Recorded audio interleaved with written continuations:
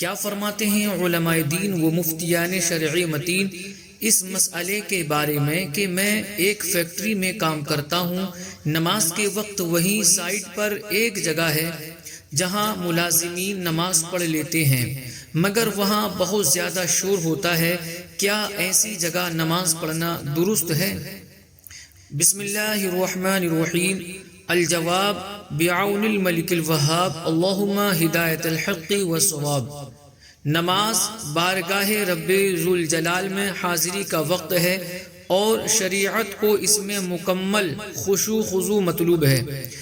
ایسی نماز کو ہی قرآن حکیم میں اصحاب فلاح یعنی کامیاب لوگوں کی نماز قرار دیا گیا ہے۔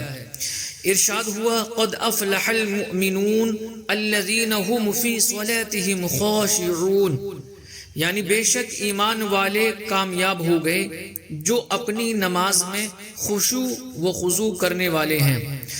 نماز کے دوران پریشان ذہنی، عدم توجہی اور جلد بازی ہرگز بارگاہ الہی کے شایع نہیں، بلکہ حضور ذہنی، کامل توجہ اور اعتدال و اطمینان نماز کا حسن اور شریعت کو مطلوب ہے۔ اگر ہم فلسفہ عبادات سمجھیں تو ہمیں ہر عبادت کو علی منہج الاحسان بجا لانے کا حکم ارشاد فرمایا گیا، جیسا کہ حدیث جبریل اس پر شاہد ہے۔ اس عمل حسن کے امتحان کے لیے موت و حیات کو پیدا کیا گیا، چنانچہ فرمایا گیا الذی خلق الموت والحیات لیبلوکم ایکم احسن عملا، وہ جس نے موت اور زندگی کو پیدا کیا تاکہ تمہاری آزمائش کرے کہ تم میں کون زیادہ اچھے عمل کرنے والا ہے۔ دیگر عبادات اور بالخصوص نماز کی ایسی عظمت و شان کے سبب فقہاء اسلام نے اس کے آداب کو باقاعدہ اہتمام سے بیان فرمایا، چنانچہ کتب فقہ میں باقاعدہ ایسے مقامات اور جگہوں کو بیان کیا گیا کہ جہاں مختلف وجوہات اور بالخصوص خشوع و خضوع میں خلل پیدا کرنے والے امور کے سبب نماز پڑھنے کو شرعاً ناپسندیدہ قرار دیا گیا۔ ان مقامات میں ایک وہ جگہ بھی ہے کہ جہاں بہت زیادہ شور ہو یا قریب لوگ اونچی آواز میں گفتگو کر رہے ہوں اور اس شور اور کلام کے سبب نمازی کی توجہ بٹے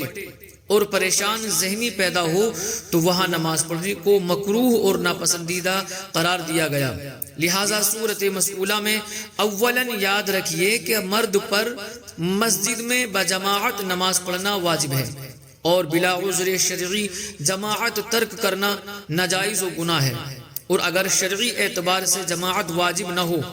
تو پھر آپ ایسی جگہ نماز نہ پڑھیں کہ جہاں ایسا شدید شور ہو، بلکہ اگر فیکٹری میں ہی کوئی پرسکون جگہ میسر ہو یا باہر ایسی جگہ مل جائے کہ جہاں ایسا شور نہ ہو تو وہاں نماز پڑھی جائے۔ جب حضرت جبریل امی علیہ السلام نے احسان کے مراد کے متعلق استفسار فرمایا تو نبی اکرم نور مجسم صلی اللہ علیہ وآلہ وسلم نے مطلقاً معیار عبادت بیان کرتے ہوئے ارشاد فرمایا کہ احسان یہ ہے کہ تم اللہ تعالی کی عبادت یوں کرو کہ گویا تم خدا کے انوار دیکھ رہے ہو، اور اگر یہ کیفیت نہ بن پائے تو یقین رکھو کہ وہ بے شک تمہیں دیکھ رہا ہے۔ سراج الدین علامہ ابن نجیب مصری حنفی رحمۃ اللہ تعالی علیہ جو ہے لکھتے ہیں، اور جو حضرت ابن عباس رضی اللہ تعالی عنہما سے مروی ہے کہ ہمیں سونے اور گفتگو کرنے والوں کی طرف رخ کر کے نماز پڑھنے سے منع کیا گیا، تو سونے والوں کی جانب رخ کرنے سے ممانعت اس وجہ پر ہے کہ جب سونے والے سے کسی ایسی آواز مثلا خراٹے آنے کا اندیشہ ہو جو اسے ہنسا دے، یا جب وہ اٹھے تو اس نمازی کے سبب شرمندگی اٹھائے،